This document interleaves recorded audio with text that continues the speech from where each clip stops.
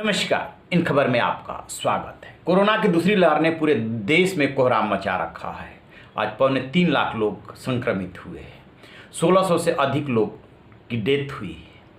महाराष्ट्र पहले नंबर पे है। अब वहाँ की संख्या आज थोड़ी घटी है, 58,000 के आसपास आई है। दूसरे तीसरे चौथे नंबर पे उत्तर प्रदेश है, दिल्ली है, छत्तीसगढ़ है।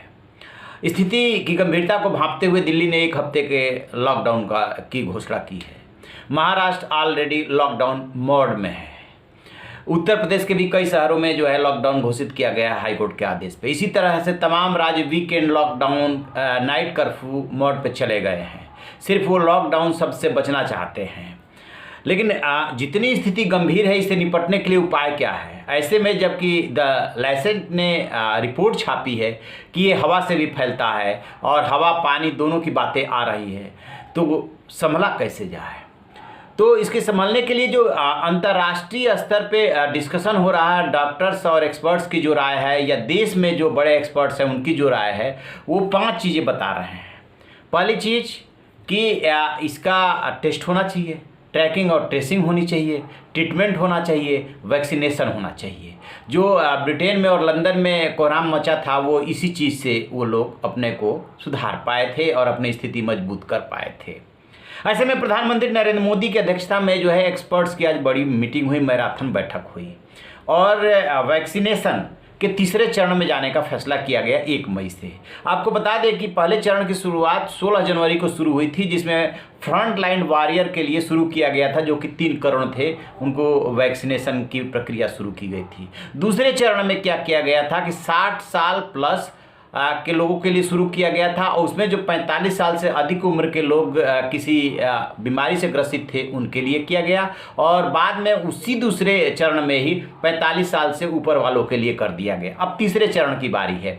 तीसरे चरण में तमाम राज्यों के मुख्यमंत्री, उसमें अरविंद केजरीवाल भी थे, उद्धव ठाकरे भी थी, कांग्रेस पार्टी भी थी और राज्यों के मुख्यमंत्री थे, वो लगातार ये मांग कर रहे थे कि जिस तरीके से कोरोना की दूसरी लहर ने 18 साल प्लस को अपने चपेट में लेना शुरू किया है, उसके मद्देनज़र सभी 18 साल प्लस को कोरोना की वैक्सीन लगनी चाहिए। लिहाजा फैसला किया गया है कि 1 मई से तीसरा चरण शुरू होगा और 18 साल प्लस हर व्यक्ति को अब ये टीका लगेगा, वो इसके लिए एलिजिबल होगा। चलिए, बहुत अच्छी बात। अब इसकी नीति क्या होगी? नीति की भी घोषणा की गई है। नीति के बारे में ये कहा गया है कि जो ये कंपनियां हैं, फार्मा कंपनियां जो इन वैक्सीन का उत्पादन कर रही है, वो 50% तो गवर्नमेंट ऑफ इंडिया को देगी और 50% सीधे वो राज्यों को और मार्केट को बेच सकेगी। तो राज्यों को और मार्केट को किस दर पे क्या रेट उसका होगा, वो ट्रांसपेरेंट मैनर में उनको तय करके बताना होगा। अभी तक देश में 2 टीके लग रहे थे। एक लग रहा था भारत बायोटेक की कोवैक्सीन और दूसरा जो लग रहा था SII का जो है कोविशील्ड। अब तीसरा जो स्पुतनिक V जो रूसी वैक्सीन है, उसको भी इजाज़त दी गई है। तो उसके लिए अभी तक उत्पादन वो बाहर से हो रहा था, अब उसका उत्पादन देश में ही होगा और इस तरीके से वैक्सीन के क्रम में ये तीसरी वैक्सीन जुड़ जाएगी। इसके अलावा और बहुत सारी वैक्सीनों को भी इजाज़त दी जा रही है, क्योंकि 135 करोड़ का देश है और तेज़ी से वैक्सीनेशन के लिए जितनी वैक्सीन है दुनिया में, जिनको कि उनकी मतलब कि साख ठीक है और WHO ने यदि उनको अनुमति दे रखी है तो उसको लगाया जा सकता है। लेकिन फिलहाल तो ये 3 वैक्सीन है ही और अपने यहाँ उत्पादन क्षमता भी अच्छी है। तो ये जो फैसला किया गया है, निश्चित रूप से वो जो 5 चीज़ें हैं कि ये 5 चीज़ें करके और इस पे विजय प्राप्त की जा सकती है, उसी क्रम में इसे देखा जाना चाहिए।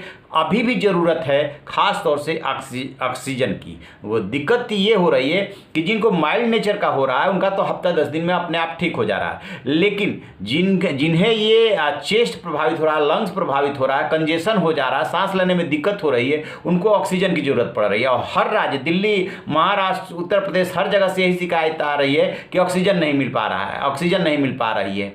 तो ऑक्सीजन जब तक नहीं मिल पाएगी तब तक जो है ऐसे ही लोग मरते रहेंगे। तो ऑक्सीजन चाहिए, इसके बाद रेमडेसिविर इंजेक्शन और दवाई की ज़रूरत है और फिर ये वैक्सीन की ज़रूरत है।